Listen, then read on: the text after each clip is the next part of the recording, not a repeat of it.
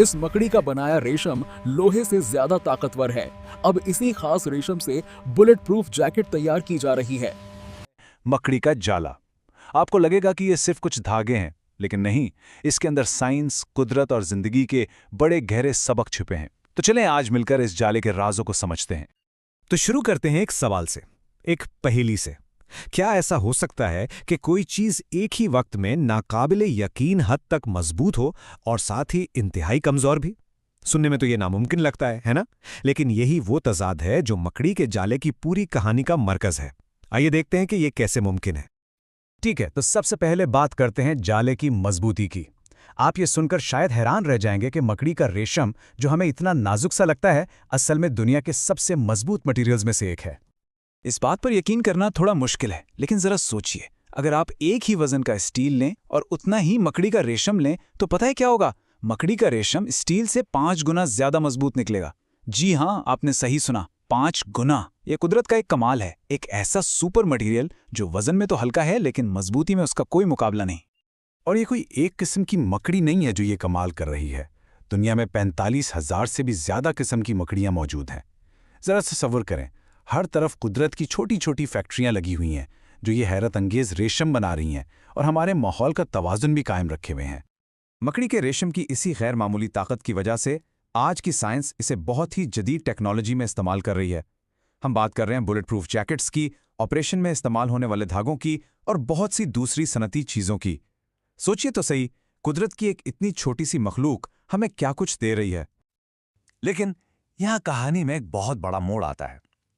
अगर मकड़ी का रेशम इतना ही मजबूत है, तो फिर उसके घर यानी उसके जाले को दुनिया का सबसे कमजोर घर क्यों कहा जाता है? कुरान पाक में अल्लाह ताला फरमाता है कि तमाम घरों में सबसे कमजोर घर मकड़ी का है। अब ये बात थोड़ी अजीब लगती है ना? एक तरफ साइंस कह रही है कि इसका मटेरियल स्टील से भी ज्यादा मजबूत है, और दूसरी तरफ इसे सबसे कमजोर घर कहा जा रहा है। आखिर माजरा क्या है? देखिए, इसकी वजह बहुत ही सादा है और हम सबने अपनी आंखों से यह देखा है। मकड़ी कितनी ही मेहनत से अपना जाला बनाती है, लेकिन फिर क्या होता है? हवा का एक तेज झोंका, बारिश के चंद कतरे या बस किसी का हाथ लग जाए और वो पूरा का पूरा घर सेकंडों में खत्म हो जाता है। इसका मटेरियल भले ही मजबूत हो, लेकिन वो घर बजाते खुद बहुत आर्जी है। तो इस सारी बात में, इस तजाद में हमारे लिए क्या सबक है? आइए इन दोनों सच्चाइयों को जोड़कर देखते हैं कि हमें सिखाना क्या चाहती हैं। यहाँ असल बात मटेरियल की मजबूती और स्ट्रक्चर की बुनियाद का फर्क है। देखें, मकड़ी का रेशम शिकार पकड़ने के लिए बिल्कुल बेहतरीन है, बहुत मजबूत और लचकदार, लेकिन वो घर एक पनागाह के तौर पर बहुत कमजोर है।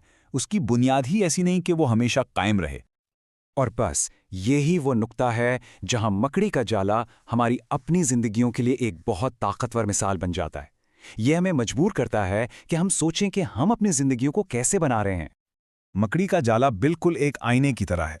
इसकी जाहिरी मजबूती है, लेकिन इसका मकसद आर्जी है। हमारी जिंदगियां भी तो ऐसी ही हो सकती हैं। हो सकता है हमने बहुत सी दुनियावी कामयाबियां हासिल कर ली हों, बहुत पैसा, बहुत हुनर, सब कुछ बाहर से बहुत मजबूत लग रहा हो, लेकिन अगर इस जिंदगी की बुनियाद ईमान और एक सच्चे मकसद पर नहीं है, तो वो भी मकड़ी के जाले की तरह ही कमजोर है, जो किसी भी वक्त बिखर सकती है। तो फिर सवाल यह है कि एक हकीकी मानों में मजबूत जिंदगी कैसी होती है? इसका जवाब एक मजबूत बुनियाद बनाने में छुपा है। एक मजबूत बुनियाद 3 सतूनों पर खड़ी होती है। पहला, ईमान, यानी एक ऐसा यकीन जो कभी न डगमगाए। दूसरा, सदाकत, यानी सच्चाई और ईमानदारी। और तीसरा, नेकी, यानी अच्छे काम करना और दूसरों का भला सोचना। यही वो चीजें हैं जो हमारी जिंदगी को वो असल मजबूती देती हैं जिसे कोई तूफान गिरा नहीं सकता। तो आज मैं ये सवाल आपके लिए छोड़कर जा रहा हूं। जरा सोचिए, कहीं हमारी सारी कामयाबियां, हमारी सारी मेहनत एक ऐसे ही जाले पर तो नहीं टिकी हुई जिसकी बुनियाद ही कमजोर हो? अपने आप से पूछिए, आपकी जिंदगी की बुनियाद कितनी मजबूत है?